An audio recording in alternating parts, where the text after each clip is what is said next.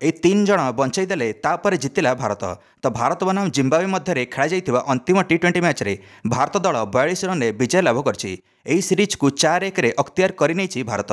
Zimbabwe एही match रे toss जीति कैप्टेन सिकंदर राजा बॉलिंग निष्पत्ति नेले। ओपनिंग रे पुणी सुमन गिल आसिले यशस्वी जायसवाल सहित। यशस्वी जायसवाल गोटे विरल रेकर्ड करिले एही मैच रे।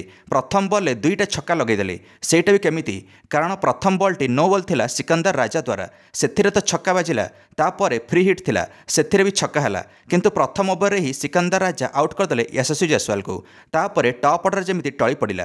कैप्टेन सुमन गिल तो ओपनिंग रे आसथिले, किंतु 14 बॉल 13 रन करके आउट हेले। सुमन गिल टी20 खेलुचंती ना ओडीआई एटा जणा पड़ू नाही। तांको पई अभिषेक शर्मा मध्य 3 नंबर रे आछंती। ऋतुराज गायकवाड़ तो बाहर बसचंती। तापर अभिषेक शर्मा पुणी 3 नंबर रे आसी एणिकी 11 बॉल 14 रन करके आउट हेले। एणिकी अभिषेक शर्मा को 3 नंबर जमा भी सुहाउ नाही। तापर रियान पराग 24 बॉल 22 रन करी आउट हो गले। एणिकी ऋतुराज गायकवाड़ को एही मैच रे बसा हितला, सेतिमे रियान पराग खेलुतले ऋतुराज गायकवाड़ जगह। तापर संकट मोचक साजिले संजू सैमसन, जे मोट 45 बॉल 58 रन धुआंधार इनिंग्स खेलिले। भारत इनिंग्स को संभाली नेले संजू सैमसन। मोट 4टा छक्का गोटे चौका लगेदेले संजू सैमसन, जो गोटे छक्का तो एमिति थिला 110 मीटर लगी। शिवम दुबे किंतु साथ देले संजू सैमसनकर, जे 12 बॉल 26 रन करिले। 2टा छक्का 2टा चौका सामिल थिला यांको बैट्रे। एणिकी संजू सैमसन मिसहिट करिले आउट हो गले।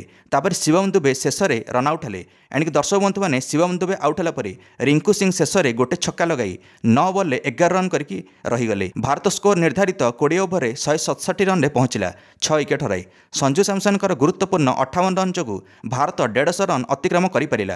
तापर 168 रन टार्गेट थिला जिम्बाब्वे आगे। तो जिम्बाब्वे टार्गेट पिछा करिया तो ओल्हेला, किंतु मुकेश कुमार आसीथिले तो खलील अहमद एही मैच रे बाद पड़थिले। तांको जगह मुकेश कुमार कमबैक करथिले। जिम्बाब्वे बैटर्समान काल साजिले मुकेश कुमार आसीथिले खलील अहमद जगह। एणिकी जिम्बाब्वेर 4टा विकेट नहीं गले मुकेश कुमार निजर 3 ओवर रे, जो 22 रन देते मुकेश कुमार। शिवम दुबे बैटिंग रे भी तो योगदान देले, बॉलिंग रे भी। बॉलिंग रे मध्य 2टा विकेट नेले शिवम दुबे निजर 4 ओवर 25 रन दे। गोटे रनआउट भी सामिल अच्छी शिवम दुबे द्वारा। सीधा डायरेक्ट हिट करी कैप्टेन सिकंदर राजा को रनआउट करदेले शिवम दुबे। अभिषेक शर्मा मध्य गोटे विकेट नेले। वाशिंगटन सुंदर हाथ में गोटे विकेट आसिला। एणिकी जिम्बाब्वे दल निर्धारित 18 ओवर ही ऑलआउट है। 125 रन रे ऑलआउट होगला जिम्बाब्वे। भारत दल 42 रन मैच जितला आ सीरीज कब्जा करिला। संजू सैमसन, मुकेश कुमार, शिवम दुबे ए 3 जनक भल प्रदर्शन जो भारत जितिला पंचम टी20 मैच आ सीरीज को 4-1 रे विजयी करिला।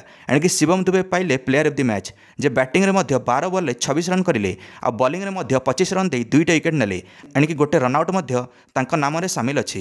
एबे देखिया बाकी रहिला आगामी श्रीलंका टी20 सीरीज पई केउ खेलाड़ी को मौका मिलिबो, कारण हार्दिक पांड्या, सूर्यकुमार यादव कमबैक करेंगे स्क्वाड रे। एणिकी ऋतुराज गायकवाड़, अभिषेक शर्मा उपरे खतरार घंटी। तो सुमन गिल तो ओपनिंग स्थान छाड़ू ना। एबे ऋतुराज गायकवाड़, अभिषेक शर्मा क्या जगह आसवे सेटा बड़ चिंताजनक कथा। एबे आगामी टी20 सीरीज रे नूतन कोच गौतम गंभीर आगमन हम। तो गौतम गंभीर कौन निष्पत्ति नौकरी से देखा पड़ो। आपण मैंने निज मंतव्य कमेंट दे वीडियो को लाइक और चैनल को सब्सक्राइब करदे समस्त क्रिकेट अपडेट्स। धन्यवाद।